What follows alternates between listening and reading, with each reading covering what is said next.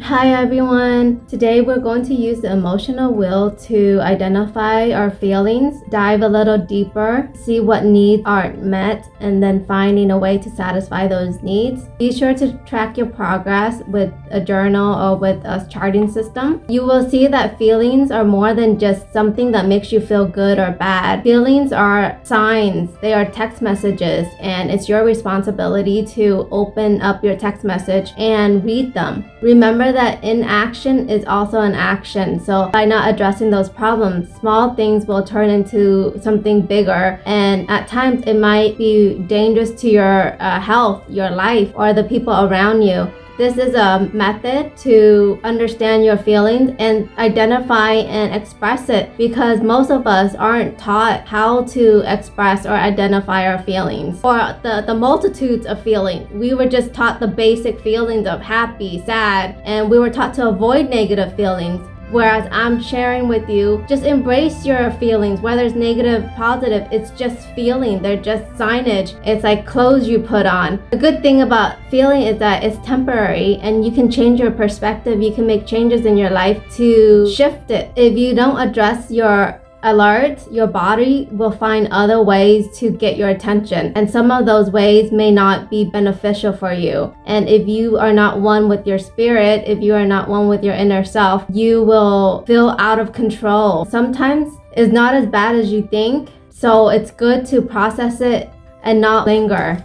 For this activity, you are going to pick a problem, tension, conflict, event, something that happened to you that you want to gain a deeper insight. Then ask yourself, how did it make you feel? Start at the center of the wheel. Did you feel mad, sad, peaceful, powerful, joyful, scared? Pick one for now and then branch out. If you were mad, then were you hurt? Did you feel hostile? Were you angry? Was there rage? Did you feel hateful? Did you feel criticized? Then branch out again. Was it jealousy, frustrated, furious, irritated, or skeptical? So put that into sentence format. I feel this because. Continue doing this for all the feelings that you felt for that event until there's nothing left. So the example for Jennifer, I felt excited for the first time doing rounds in the spring and a little insecure about my lack of medical knowledge, but thankful to be a part of the team. I felt amused and irritated when I couldn't think of the words for the chart notes. I felt anxious going to visit patients for the first time because I felt inferior and inadequate in not having good questions coming to mind. My need for validation and belonging because I wanted the respect and admiration from my peers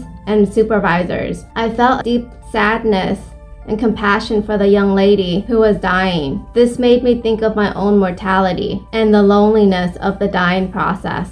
So for step 3, you identify, you circle all the needs. She felt that she didn't have enough confidence in her medical experience. She had a need for validation. She needed to feel part of the group. She needed self-esteem because she wanted approval from her supervisors. So for your event or tension or conflict, you should be able to identify your own needs, or maybe the conflict is because somebody else's needs were not met. For example, if you were to do a mother and daughter situation, maybe your daughter's need for independence wasn't met. And by understanding that, you can work things out with her. Step 4 is probably the easiest because once you identify the problem, the solution will come up by itself. And so the next step after that would be to track your progress. A lot of conflict in our life, it can't get solved overnight. So track progress, see what's working, what's not. If we do charting and tracking for our work, we should be able to do that with our personal life because it's that extra effort. Difference in success and failure is how you prioritize. Success to me is if I put enough time and energy into one aspect, I will likely to achieve success. But if I don't, then I have to be responsible for my failure. Failure does not mean my whole being is a failure. Failure is just that for this event, for this problem, I chose to prioritize other things rather than spending my time and energy on this problem.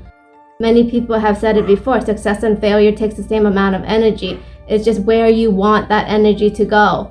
And recently I've heard people say, choose your struggle, choose your hard. Everything is hard, but you have to choose that hard. Whether you want to focus on family relationship or advancing your career, both things are difficult. Once you practice this, eventually the process will be second nature to you and it won't be so burdensome. So I hope that has been helpful for you. That is all for today. I will see you next time. Have a great day.